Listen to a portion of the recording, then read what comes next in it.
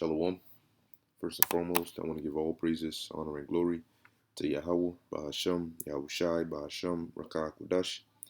Double honors to the elders and the apostles of Great Millstone, and peace and blessings to the elect. And as you see, it says UK facing impending food crisis due to rising CO2 prices, government warns. Okay, which, it's not just the UK. This is happening worldwide. And there's a lot of these shortages that are taking place. Now, this CO2 problem that they're facing over there, they're saying that this could affect the factories and the way that they manufacture, not manufacture, but the way they you know get these products from the farms to the stores. Okay, which could ultimately lead to a lot of farmers having to um, euthanize their livestock without it getting to the stores. Okay, now this is from RT News, and it says carbon dioxide (CO2) prices could skyrocket by 500% in Britain. The government warned its food producers on Wednesday after extending emergency state support in order to avert a food shortage. See, so they were so close that they needed an emergency state support to avert a food shortage. And when you have close calls like that, it's only a matter of time before your emergency supports run out. And we know it will run out because according to prophecy, you're going to have major worldwide famines.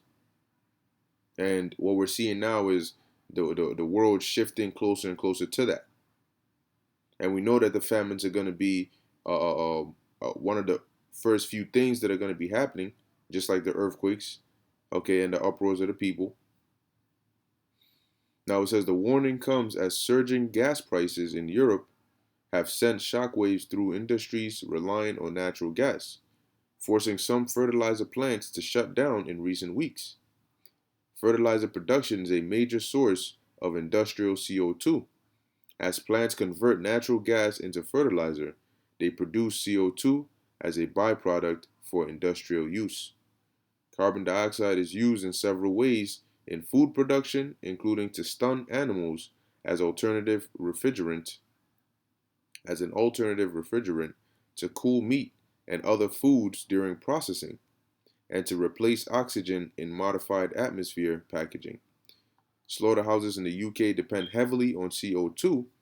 As the situation with CO2 worsened, London struck a deal with US company CF Industries to restart production at two closed plants. Now, as we read, it'll tell you how much the price of this CO2, all right, is going up, okay, or would go up. Now it says we need the market to adjust. The food industry knows there's going to be a sharp rise in cost of carbon dioxide. All right. It says, now I'm going to just jump here. It says, adding that the price of CO2 would rise sharply from 200, well, in our currency would be $272 to around $1,365. Okay. And that's a big jump.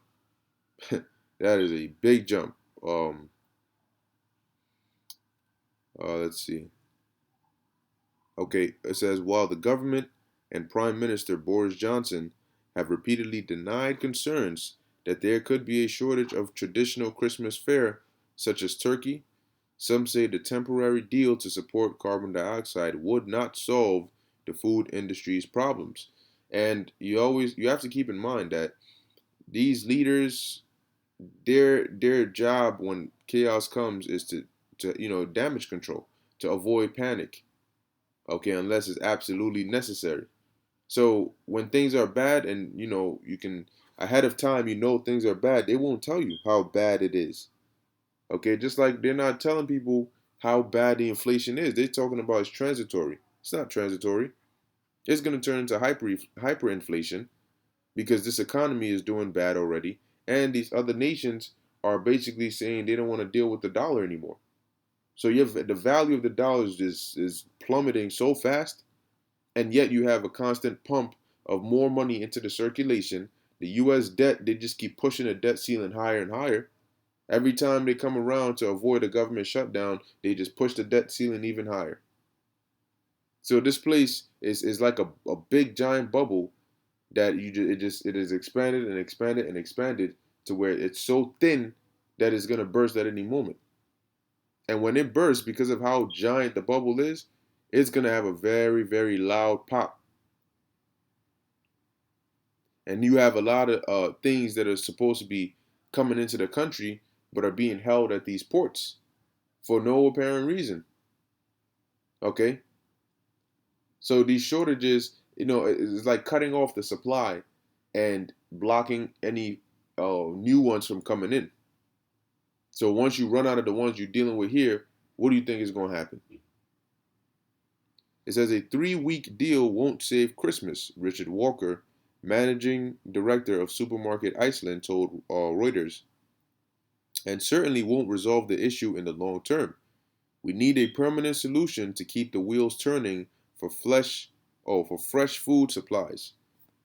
And I believe last year, if I'm not mistaken, or the year before, there was an article that was published, and I think it was a UN talking about um, um, famines on a biblical level or of biblical proportions that will be taking place within the next year and the following after that.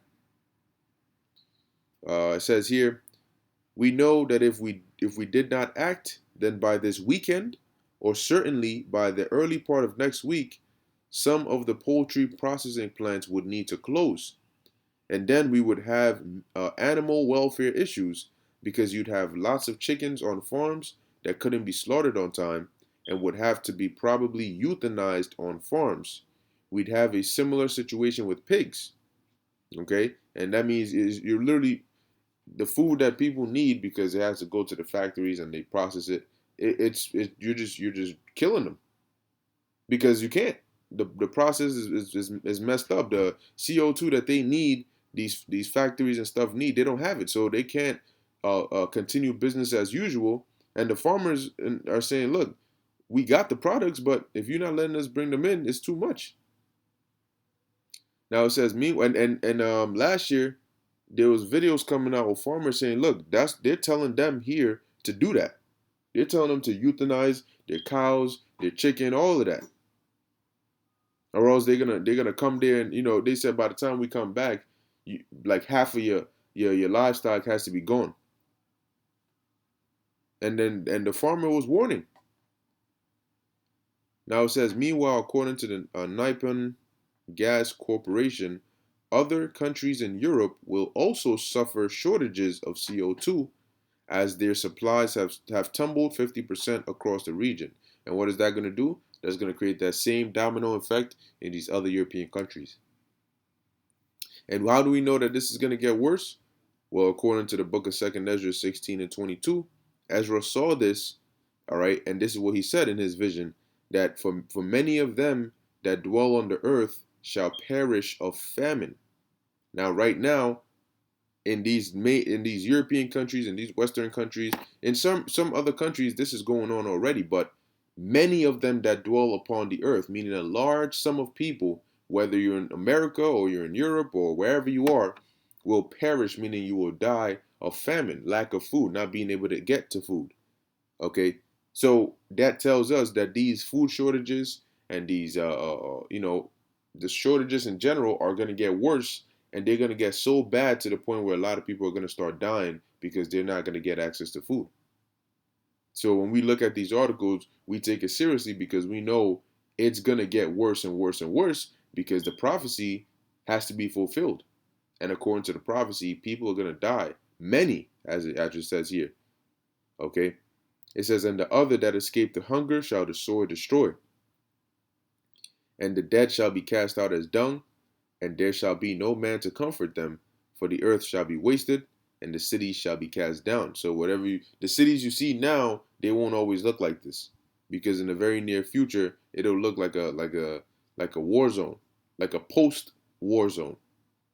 Okay, so with that, I'm gonna end it here. Just wanted to bring out that news real quick, and Lord willing, that was edifying to the elect. All right, remain circumspect and watch how when you go to these stores and so on and so forth, you got to be real disciplined with what you get nowadays.